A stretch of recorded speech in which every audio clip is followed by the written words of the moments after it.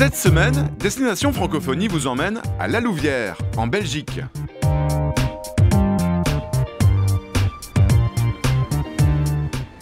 Bonjour, je vais vous donner plusieurs bonnes raisons de venir à La Louvière, ici en Belgique, dans la région centre. Vous découvrirez une nature verdoyante sillonnée d'innombrables canaux, de magnifiques châteaux de toutes les époques, un riche patrimoine industriel et même l'un des plus grands ascenseurs à bateau du monde. Et attendez, ce n'est pas fini. Vous ferez une fête mémorable avec les habitants lors du carnaval pour l'arrivée du printemps.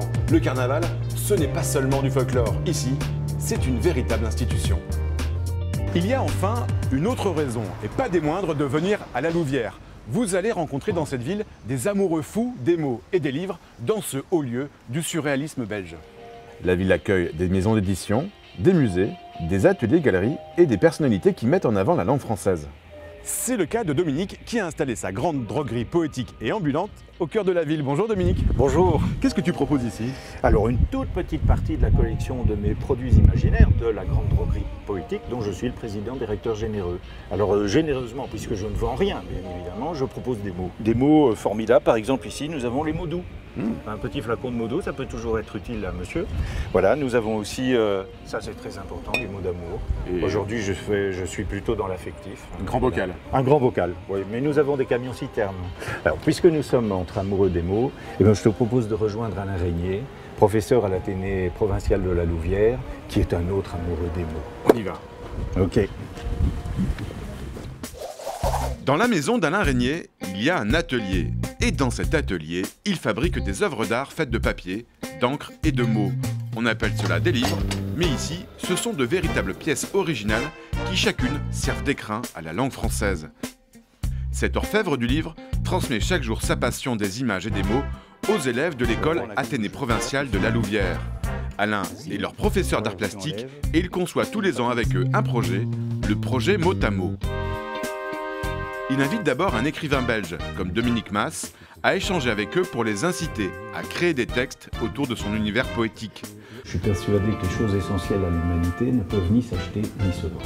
D'ailleurs, je ne suis pas à vendre non plus. Ensuite, tous les élèves sont les fabricants de leurs propres livres. Ils réalisent toutes les étapes de la fabrication en devenant tout à la fois graveur, imprimeur et relieur. Voilà. Pendant plusieurs mois, le livre prend sa forme définitive pour être ensuite exposé dans les lieux culturels de La Louvière, dans les musées ou les galeries de la ville avec qui Alain travaille étroitement.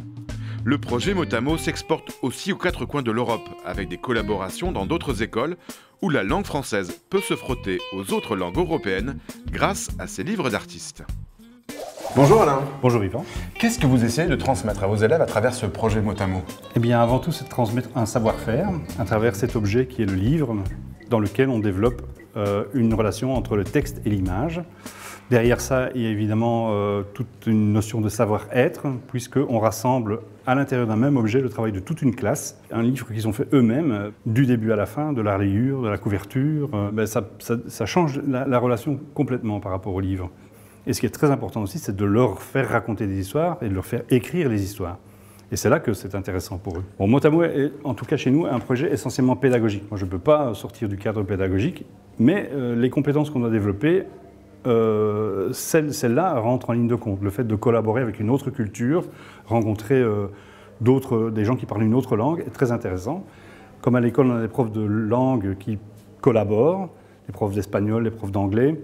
Ça nous permet aussi de travailler avec ces sections-là, de traduire les textes et de là aussi travailler la langue française parce qu'on ne traduit pas littéralement. Mais quand on est confronté vraiment à la langue, c'est beaucoup plus riche de pouvoir travailler de cette manière-là. Quand les élèves viennent dans la section artistique, je leur dis, vous n'allez plus voir le monde, vous allez le regarder. Et moi, je trouve ça important de pouvoir regarder le monde et ne plus simplement le voir défiler comme ça. Et le fait de manipuler les mots, de pouvoir en discuter avec d'autres personnes, de les rencontrer matériellement et de fabriquer matériellement un objet, ça leur permet de regarder le monde et de ne plus simplement le voir. Bonjour Raphaël. Bonjour. Pourquoi ça te plaît de participer à cet atelier de création d'un livre?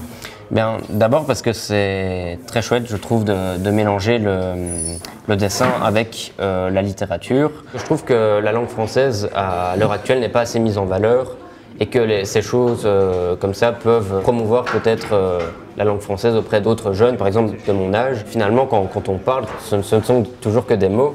Et donc ici, cette concrétisation, en plus, à côté du dessin, qui rend la chose encore plus concrète, je trouve que c'est d'autant plus agréable et beau à voir.